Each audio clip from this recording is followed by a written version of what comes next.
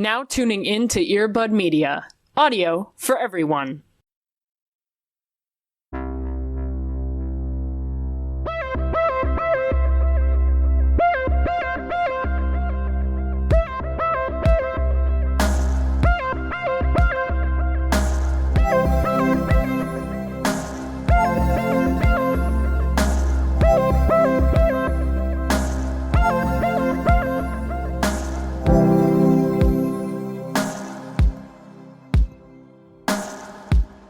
Welcome to Into the Soul Cycle Secrets, Yes. where we dish all of LA's hot goss now that LA is closed, except for that it's not, according to what I hear on Twitter from all of my friends who shit on the mayor, rightly so. Yes. I am so excited to have our guest today. Kylie, thank you so much for being here. Thank you for having me. Absolutely. I'm so excited to have gotten to know you for the past, forever. To have had a chance to be a part of Firefest and see it grow and flourish. And now to be able to have you here on the pod. For anyone that has the audacity to not know who you are, could you tell folks who you are and what you do? You are so kind. Hi, my name's Kylie. My pronouns are they, them, and I also use she, her, but that's kind of how I feel about that one. I am an actor and a writer and a producer, and I have dabbled in the old, not tickling the ivories, I don't play piano, singing. I was trying to be cute, and then my brain just went no. Most of the internet knows me from a show called Squaresville, which was many, many moons ago. And but I've been working in TV and film and streaming and all the things for, most of my life. I started as a child actor. And basically, can I curse on this podcast? Please do. Okay. I also shitpost on Twitter a lot. That's how a lot of people know me. Unfortunately, if they don't know me as an actor, they do know that I have some very ridiculous viral tweets, and I cyberbully Eric Garcetti a lot because he's a terrible mayor. Yeah, that's about what I do. During the pandemic, I really just started shitposting more, cyberbullying the mayor. Seeing if we're gonna have an entertainment industry. That's always fun. Mm-hmm. I love that. I have learned so much about SAG from you, specifically all of the things that they have done wrong, which is really helpful as a consumer of entertainment. So I appreciate that. Well, thank you. I appreciate that I'm at least teaching some things. But for those who are not in the entertainment industry, I also am very involved with SAG-AFTRA, which is the union that actors in film and television belong in.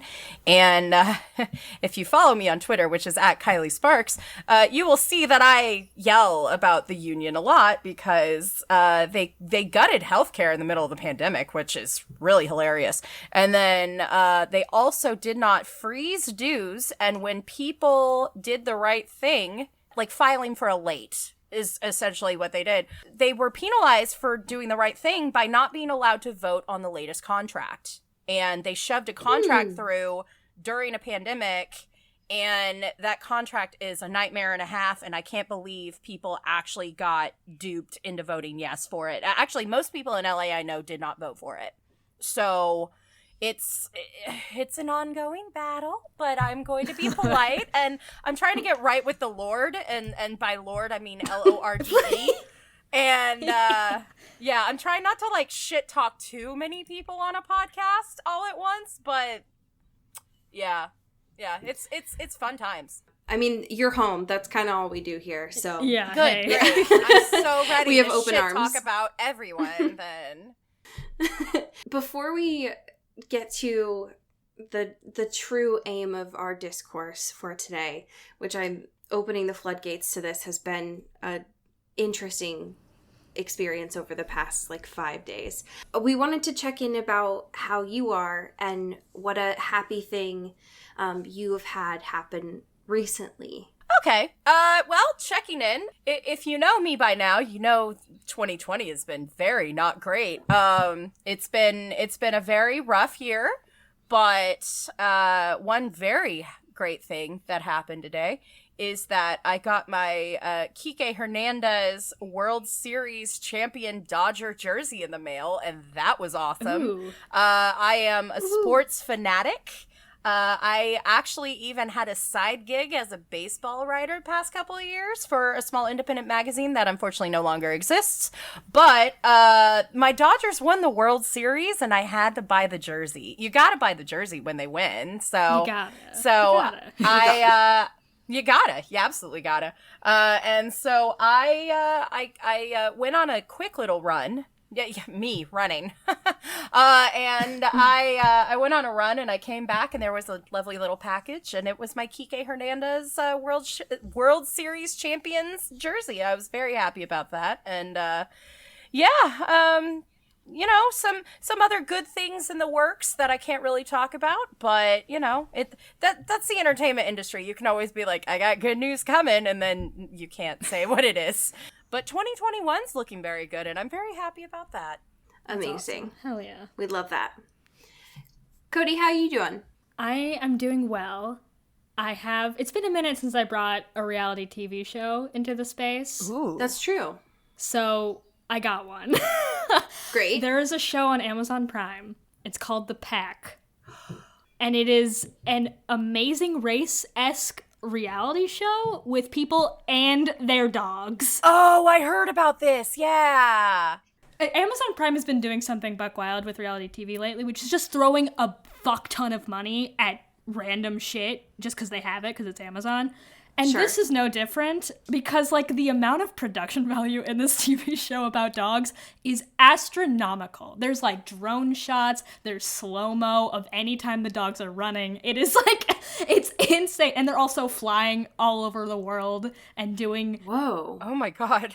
like challenges. Like it's literally The Amazing Race, but with people and their dogs. And it's the serotonin that it gives you. It's immaculate. So it's not just dogs, it's people with their dogs? Yes, it's dogs and their owners competing in challenges. Oh my But it's really God. like, it's the dog show. Like the first episode, they like went on the Queen Mary and were like delivering like food on their bags. Like it's insane. Like there's so much Whoa. going on, Oh, I'm so gonna have to watch it. and every dog is perfect. Yeah, that sounds like a dream. Yeah. And what a good chaser to the dog news that I brought last time of the fucking animatronic Clifford dog. Oh God. The true polarity, yeah. Yeah. I don't know if you know this, but that's a big fucking red dog. Yeah. It is. It's a big dog. Yeah, there is not a big red dog in sight in this show, from what I've gathered, Okay. so I think we're safe. Maybe That's season 2. Crossing fingers for Yeah, who season knows? 2, though. That's amazing. How are you doing, dude? Oh, I'm good.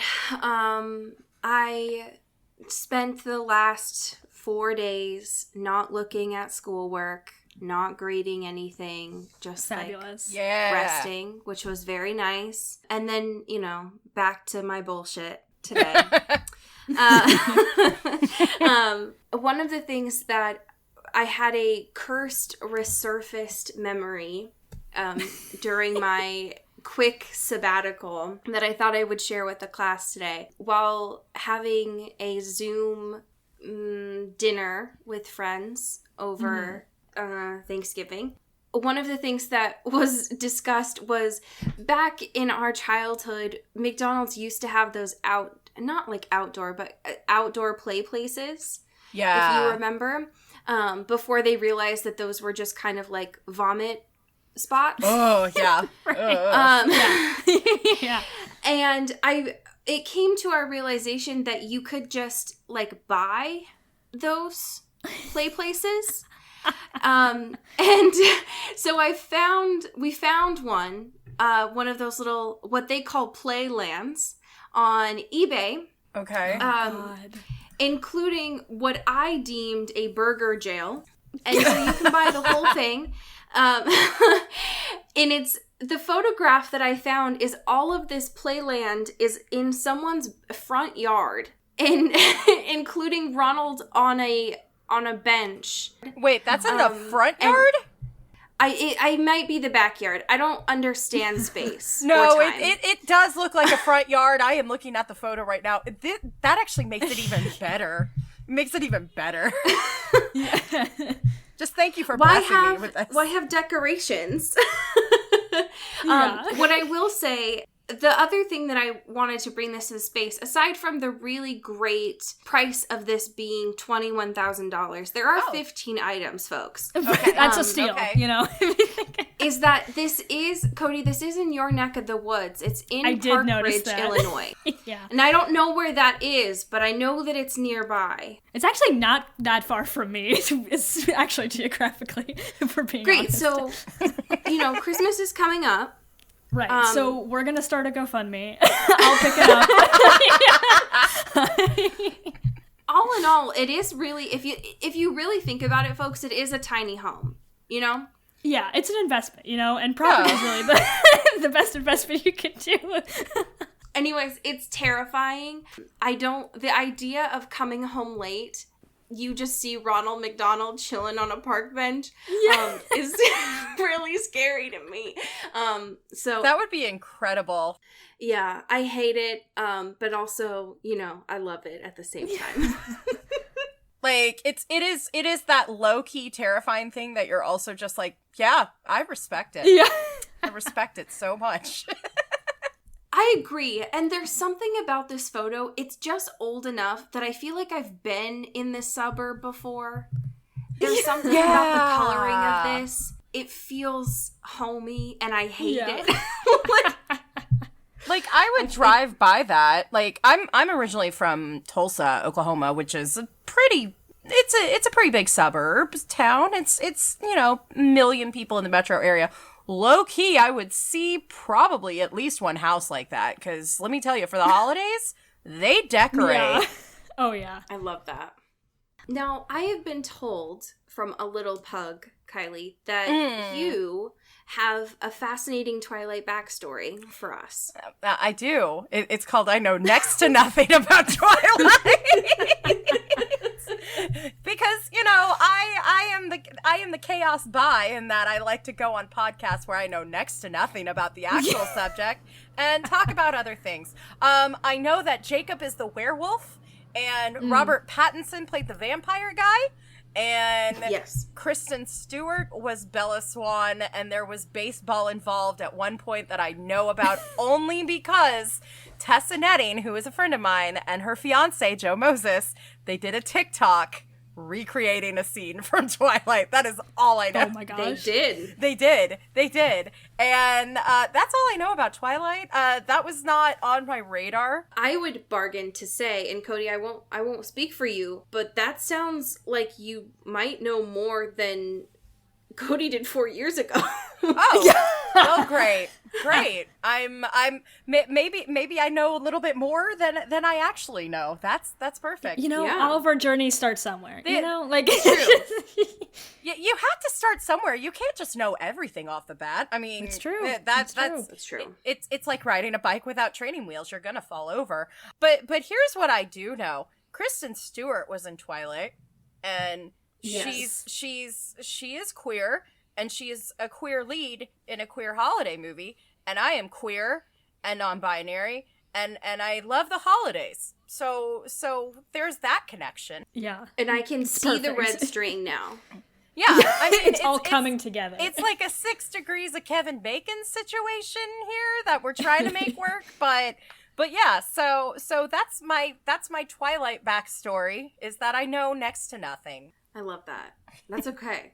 I think that marks you actually as the first guest that we've had that is here for Kristen Stewart and Kristen Stewart only, which honestly is valid. Like that's that's really all you need. Yeah, I really am just here for the Kristen Stewart vibe. That's it. That's really At this point, this is less of a Twilight podcast and more just a Kristen Stewart and Robert Pattinson podcast. Great, like, just anything. Perfect. Tangentially do. Yeah, I think if anything, this is more just a 6 Shades of fucking Kristen Stewart podcast, and that's okay. Absolutely. That's valid. That's absolutely valid. before we get into Happiest season, can we just briefly take just a pit stop on this Jimmy Kimmel moment? Because what the fuck is this? I guess I haven't been watching, like, late night TV at all during this whole time, so I haven't really realized, like, they all just started coming back into the studio. Same. So watching this, like, 10-foot space between them on an interview was incredibly jarring. Yeah. I agree. Like, I respect it and I love it, but it's also like, why?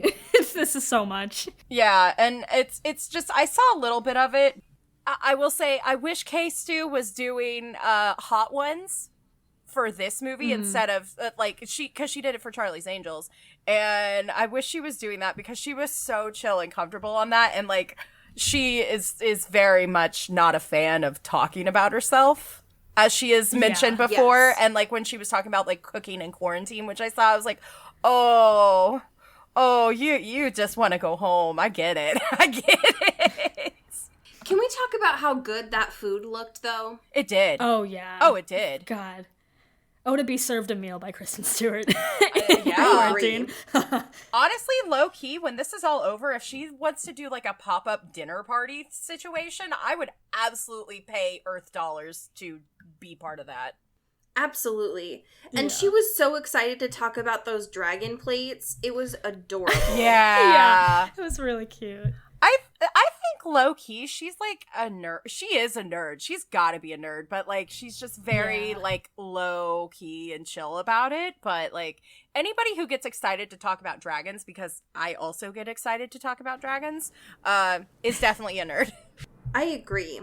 I think she is someone who has been on a lot of, like, press junkets and stuff, and is more than willing to answer questions.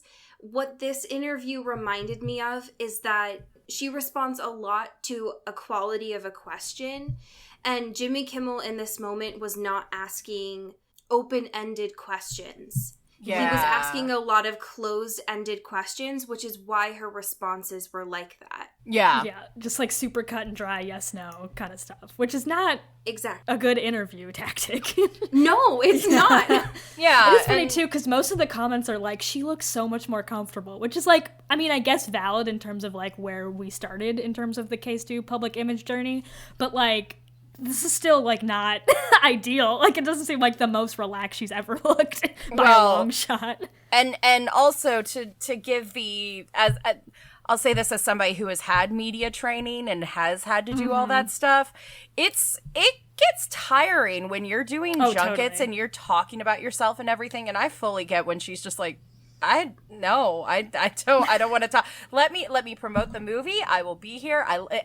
And when she is excited about promoting a project like Charlie's Angels or Happiest Season or any of the indies she's done, you can tell she's just very relaxed and calm and everything.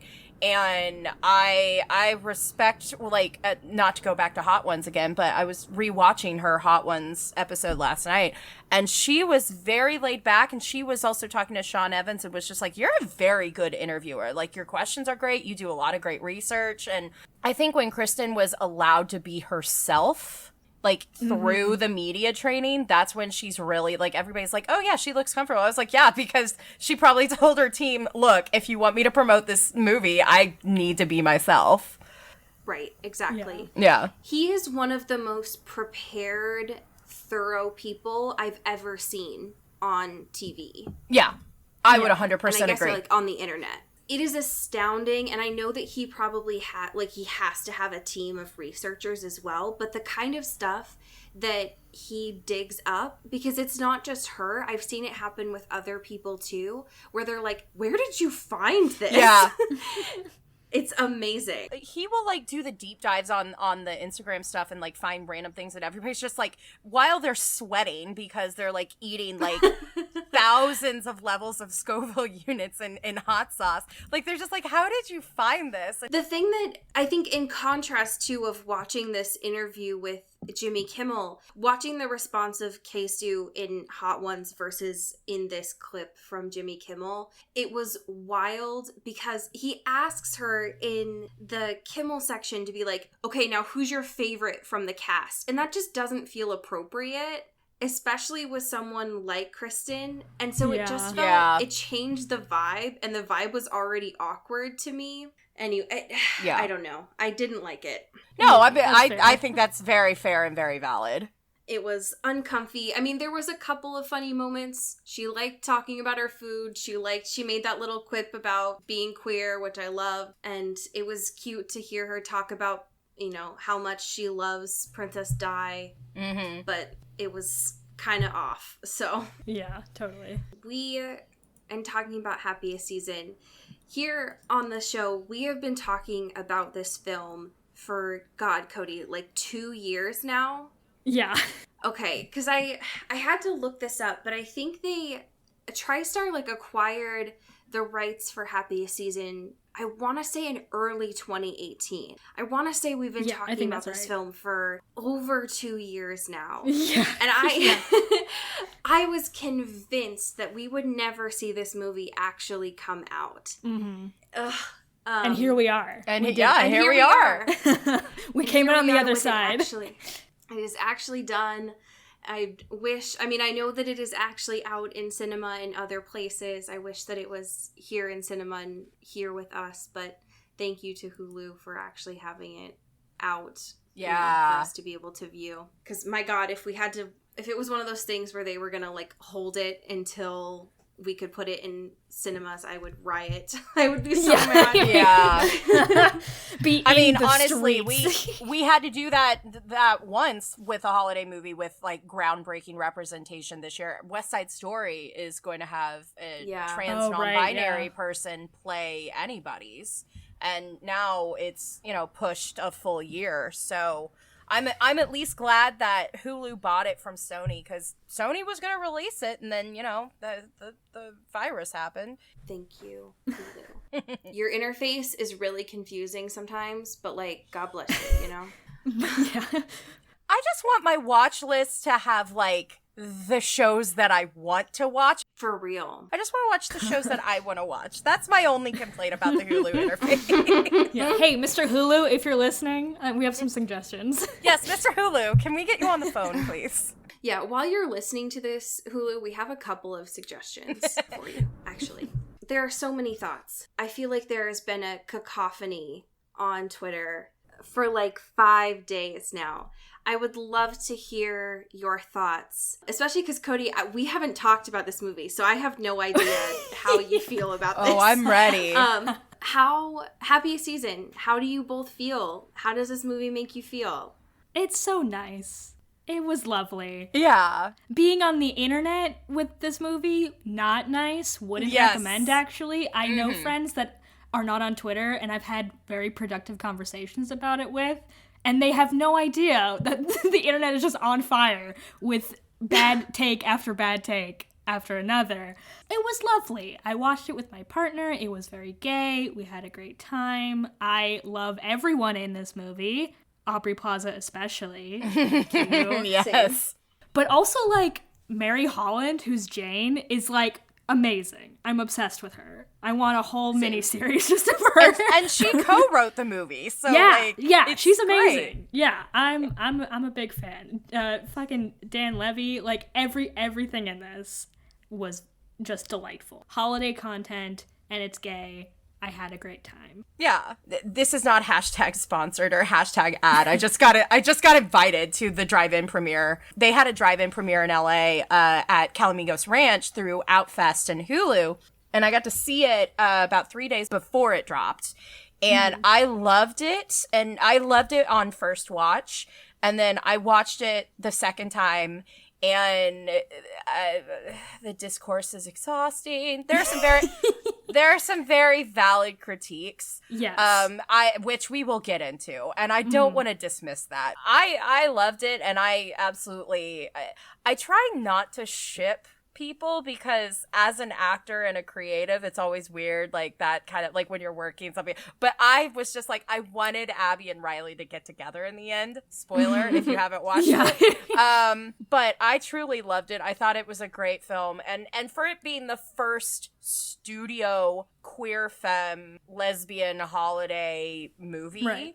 I mean, it's always going to be hard to be the first one. Totally. And I love Clea Duvall as an actor, as a filmmaker. Yep. If you haven't seen her first movie, it's called The Intervention, and it's basically her and all of her friends in it, and it's a fantastic little movie. I highly recommend watching it. And so Clea did a really great job, and I'm sure this is where my how the sausage gets made sort of moment. I watched it by myself the first time at the drive-in premiere, and then my partner and I watched it at my house, and my partner is a cishet man. He is a cishet white man, which is very funny considering I am extremely bisexual and extremely non-binary.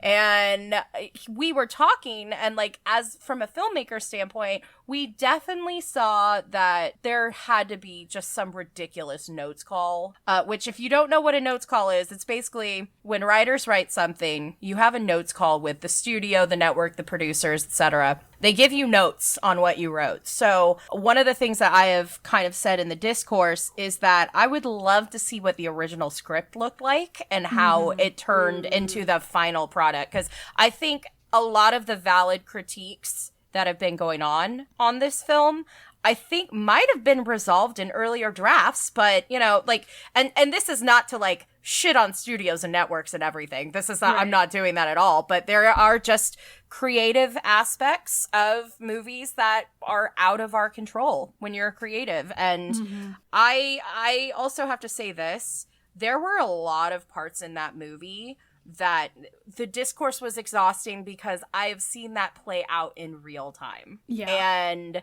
that's why I was like,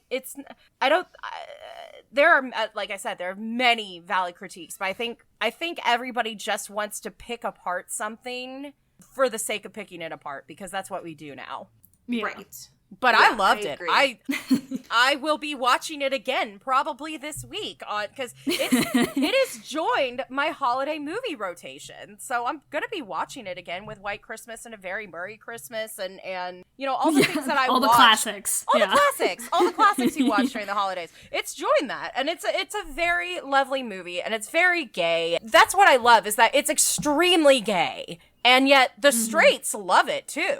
Like, every straight person I know that has not been part of the discourse has just literally unprompted saying, "Oh my God, I loved Happiest season." And I was like, great. Now tell your friends to watch it so we get more queer stories in the mainstream. Yeah. Like, that's what I want people to remember on the end game here, is that if this does well, we get more made. And Moonlight should have moved the needle. And it unfortunately didn't do as much as we all thought it was going to do. And in terms of the awards, Moonlight is one of my favorite movies of all time, and we need more of those movies. In terms of, like, studios and networks and everything, they're still skittish. They're still skittish on greenlighting queer stories that have depth, that are nuanced, that have true, authentic representation. And if Happiest season does well, we'll get more that are not just independent movies that get put on Netflix or get put on Hulu. We'll get actual studio movies that are super gay,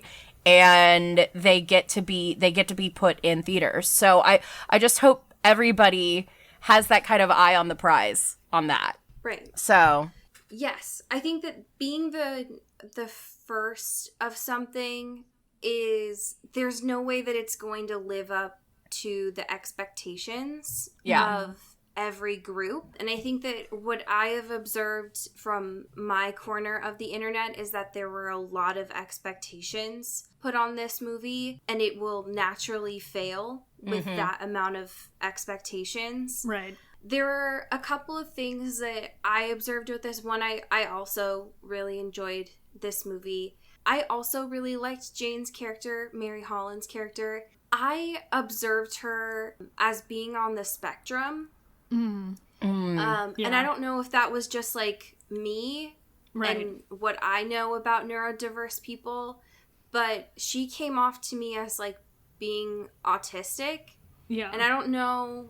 I don't know if that's. I don't know about that. I need to like think on that a little bit more. Yeah, totally. But that is something that came off to me, especially. But I thought that Barry Holland did an awesome job. Like, I thought she was funny as fuck. Yeah. Oh yeah, she was incredible.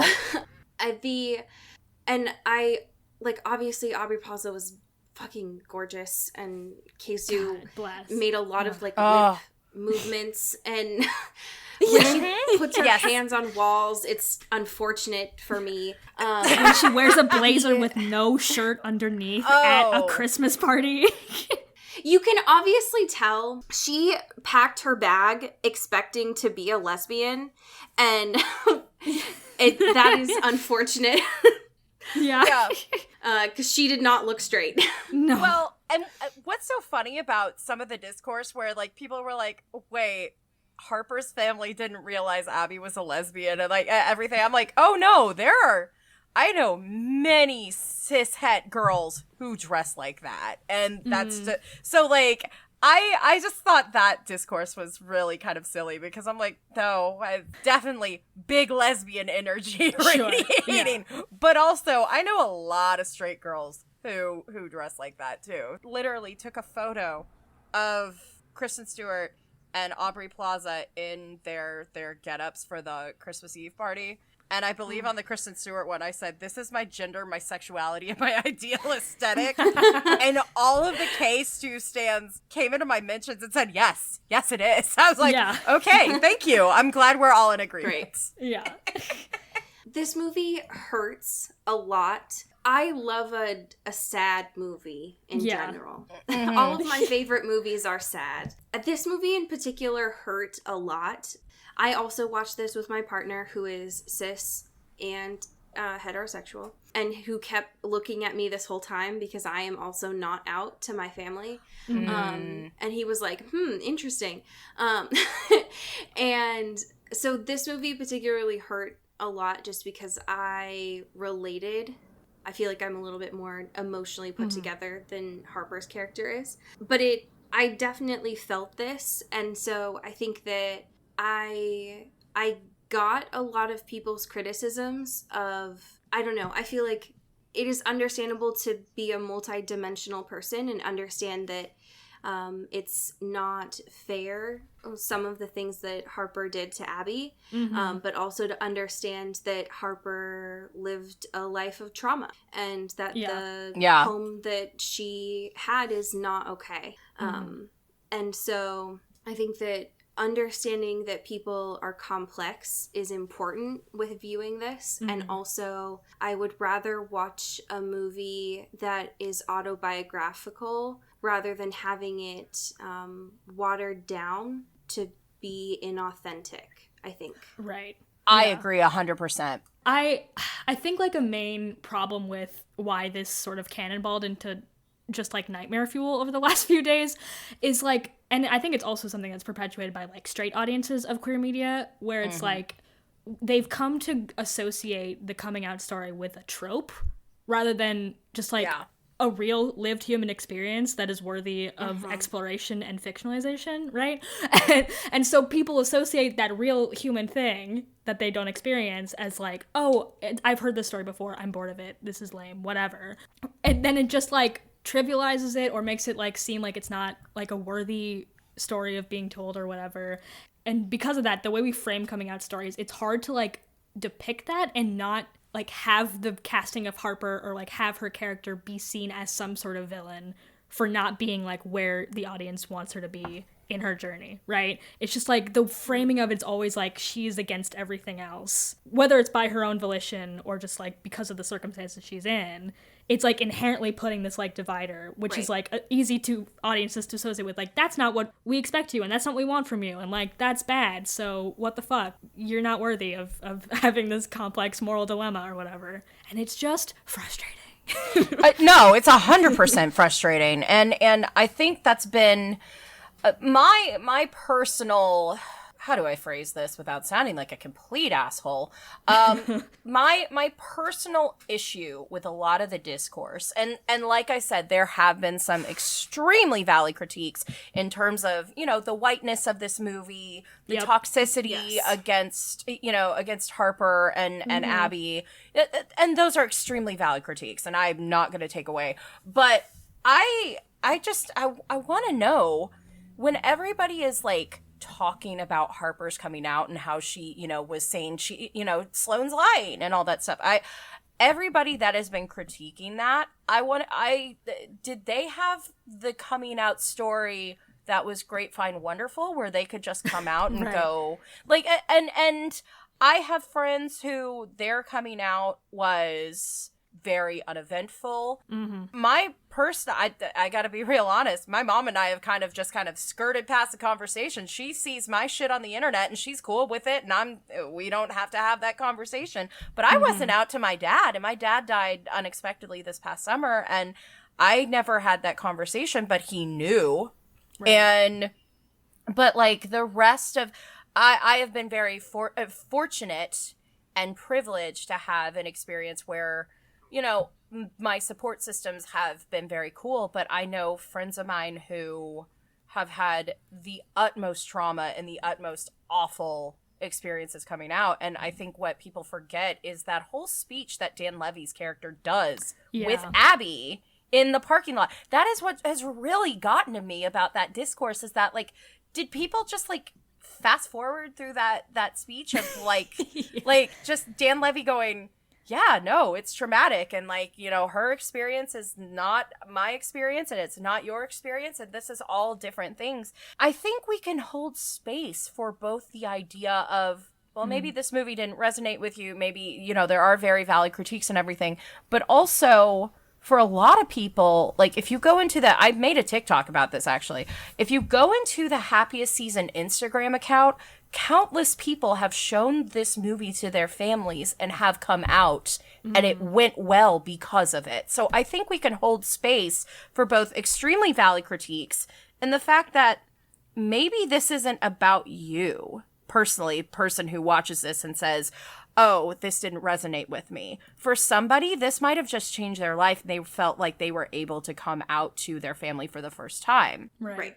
And I would love a world where maybe we don't have to have a coming out story in every queer film. But I gotta say, because I say this unfortunately in jest, unfortunately I know a lot of straight people, and they all love this movie, and they're starting to get it. They're starting to get it. And I think that's another thing too, is like, I had this conversation on Twitter where a person on Twitter and I don't know her actual first name, I feel awful, but we follow each other on Twitter. And we were chatting, and she was like, if this movie had been around when I was 14 and I was first starting to come out and I could show this to my parents, that would have done wonders for me.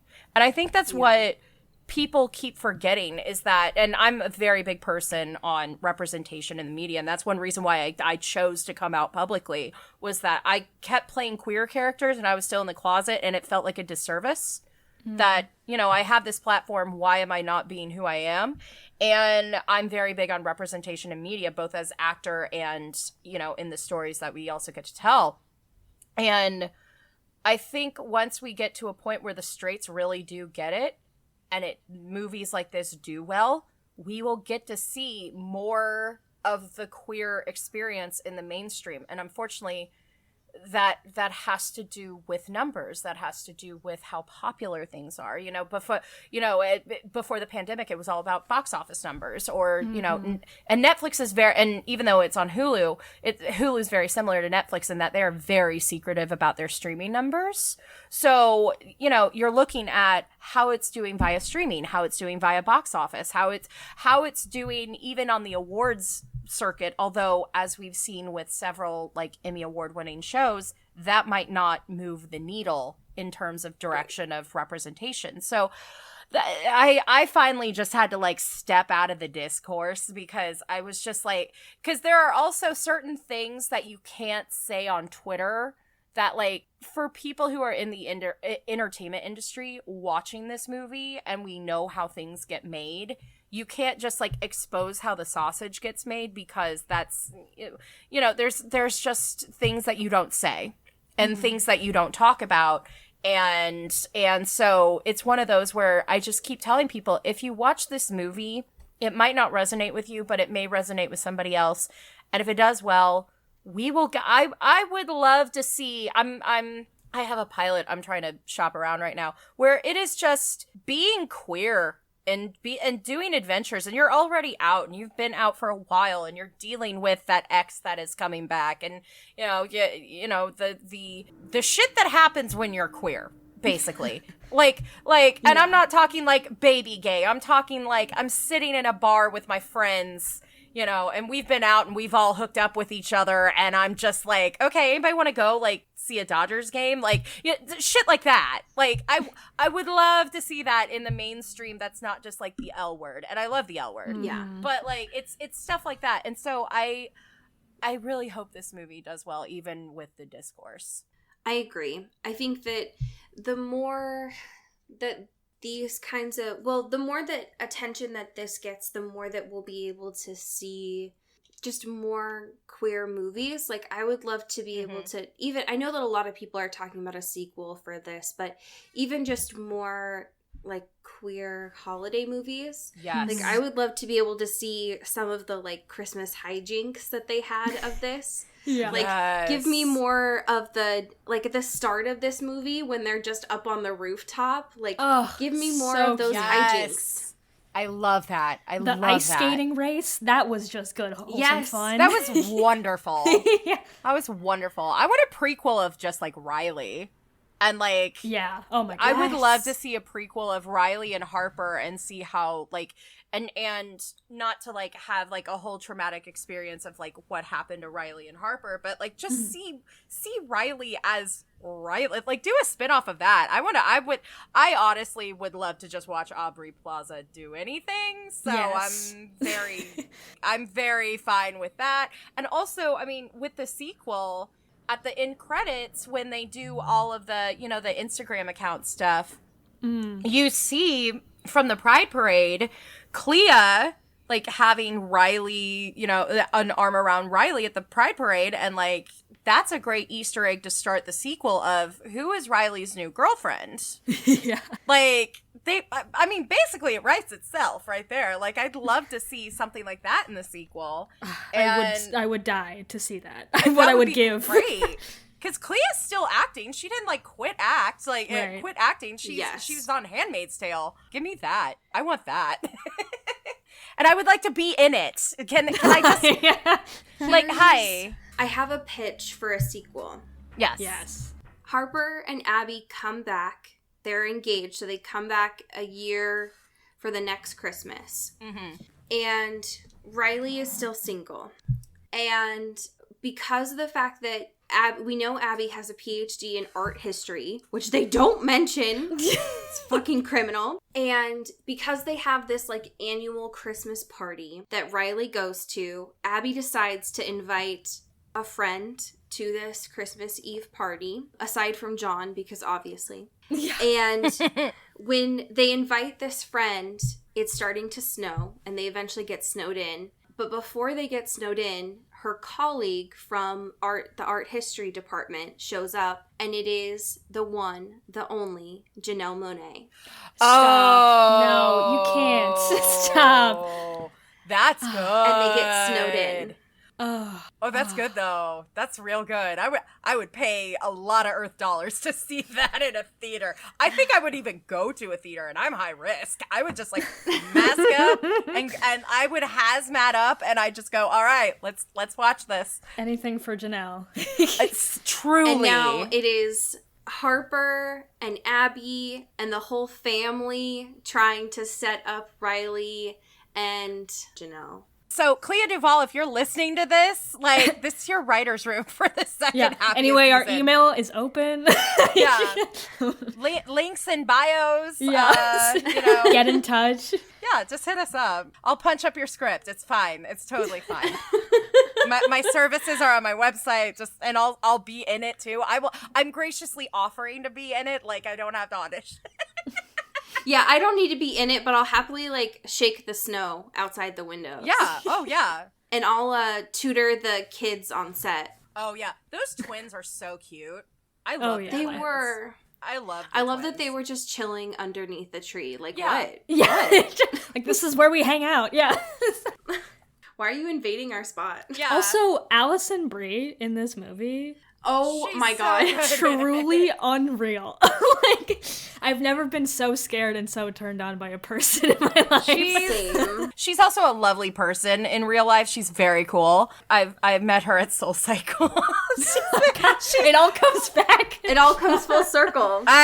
Here's the thing. I know way too many people because of Soul Cycle, but Allison is a lovely, lovely person and just very nice. And she's so funny in this. I will honestly watch anything Allison is in.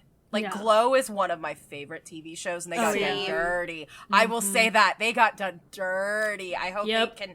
Marin wants to do a 2-hour movie, like a series finale wrap-up, and I would absolutely... Who do I need to call to make that happen? Yeah. But yeah, no, Allison's Absolutely. fantastic in this movie. She's so good. There are 2 final thoughts I have on this. Yes. And honorable mentions, I will say. One is that in the beginning, in the like little artistic sketches that they have, Abby has the same birthday as I do. We are both Geminis. Oh, yeah! So, great. So Love that. representation Love to see matters. Representation is important. Representation matters. We love a short Gemini. Yeah. Second, and this honestly makes a lot of sense for how this happened, but one of the producers on Happiest Season is the one and only Wick Godfrey, who is also one of the producers in the Twilight Saga. Yep. Oh my god, it's all connected. Temple Hill. It's all fucking connected. Temple Hill, baby. Oh my god. When I saw that, I screamed.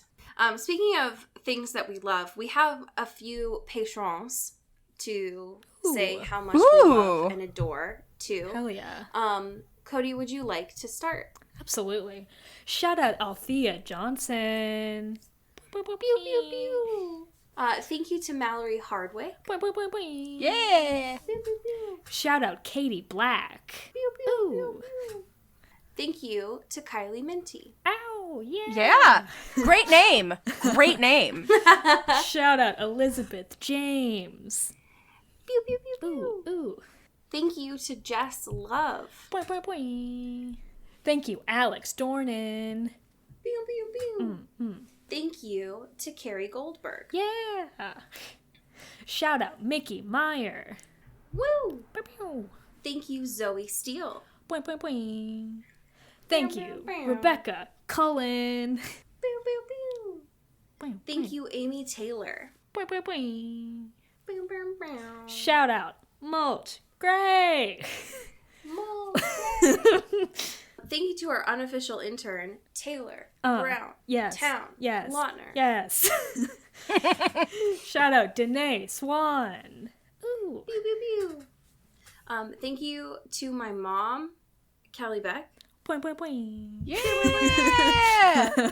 who's not my mom, but I tell everyone is my mom. The spiritual mom. My spiritual mom. Everybody has a different mom. It's true. It's fine. Yeah, I have it's multiple true. moms. I have many dads. It's great. Yeah. Love it. Shout out Aaron Salinger. Boing, boing, boing. Pew, pew, pew. Thank you to Sophia Salinger. Ooh, yeah. Thank you, Donna Kavanaugh. Bow, bow, bow. And last but not least, thank you to Jessica Hale. Woo, yeah. Yeah. This is the part I have been waiting the most for. What fan fiction did you bring to the space today? I decided I probably shouldn't bring Twilight fanfic because I know next to nothing about Twilight. So I went on AO3 and I found some Happiest Season fanfic. And God. this is a Riley and Abby story. This is a Ooh. section from something called a story called Redo. This is I want to say this is like a 5,000 word story, which well done. Great job. Yeah, no, go on AO3 and search Happiest season and then Riley Abby. There's so much fanfic. It's great. Are you fucking kidding me? John said, now yelling at his phone. There are 10 gas stations in this town and all of them are closed. The next open gas station is 50 miles away. 50 miles! My car can't make it. Ugh, I thought Christmas miracles were supposed to be a thing. Abby closes her eyes as snowflakes touched and melted on her face. Things couldn't get worse. Maybe there's a hotel nearby or something, Abby offered. She felt exhausted from the day and from crying. She pulled out her phone, which lit up at her dimly and unhappily with a no battery icon. John tapped on his screen, quickly muttering, "Let me see." Abby occupied herself with the snow accumulated on the ground. She drew haphazard shapes with her toe, thinking over and over again, what if she had made a mistake? What if she should go back? She looked up at John, still furiously searching, and opened her mouth. "Hey!" A voice stopped her mid-word, and the two of them looked up to see a black Toyota sedan pull up into the empty gas station. Only Abby recognized the woman who stepped out. "Riley?" she whispered in disbelief. "Hey, what are you doing? Everything's closed." "Yeah, we kind of got that," John retorted. "Riley," charmed. Riley responded with an exaggerated curtsy. She approaches Abby and placed her hand on her arm. Her voice dropped as she studied Abby's face. "You okay?" Yeah, just fine," Abby mumbled. "What are you even doing out here?" "Well, everything's closed except for liquor stores, and after what just happened, I needed more booze in the house, so I was just on my way back from grabbing a case of wine." "What are you doing?" We were just heading back home, and we were stopping for gas, but there is no gas." She stopped rambling when she met Riley's pitying gaze. "Well, good luck with that." Damn. Ooh. Spicy. It's good. It's good. And I tried to give a little bit of voice differences Spice. on, I tried to do my best. A real Dan, performance. Thank you. I'm a professionally trained actor of stage and screen, so And I would hope to God I would do a good dramatic reading. I love it. Kylie, where can folks go to support your work? Well, I am on the Twitter. I'm at Kylie Sparks there. I'm on the Instagram. That's also at Kylie Sparks. I unfortunately have joined TikTok. That was a mistake. I blame everybody for cyberbullying me into getting TikTok. I'm at Kylie Sparks 27 on there. 27 is my birth date. And yeah, with the pandemic, there's not really a lot going on right now. I had some things about to start up, and then, the world kind of shut down. But yeah, you can go rewatch a lot of stuff that I'm in. YouTube.com/Squaresville is a great place to start if you want to revisit Esther and Zelda's adventures. I post a lot of photos of like me and my dog, and a lot of great infographics on my stories. You can definitely find me on Twitter, cyberbullying the mayor.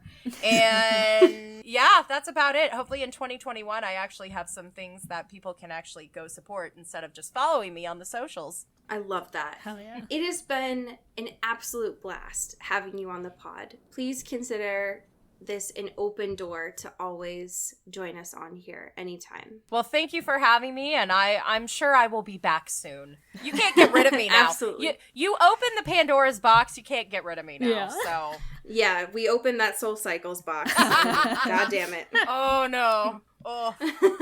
Well, as we say here in the Pacific Northwest, Get bit. and get whipped. Ooh. Into the Twilight is an Earbud Media production. Our theme music is by Eli Krauss, and our artwork is by Maddie Padilla. Follow the show on Twitter at Into the Twilight, and support us on Patreon at patreon.com/IntoTheTwilight. Send us an email or a fanfiction at intothetwilightshow@gmail.com. You can find Allie at Into Wild Places and me at Cody Crow.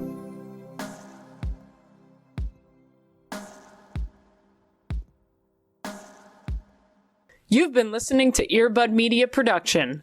Earbud Media, audio for everyone.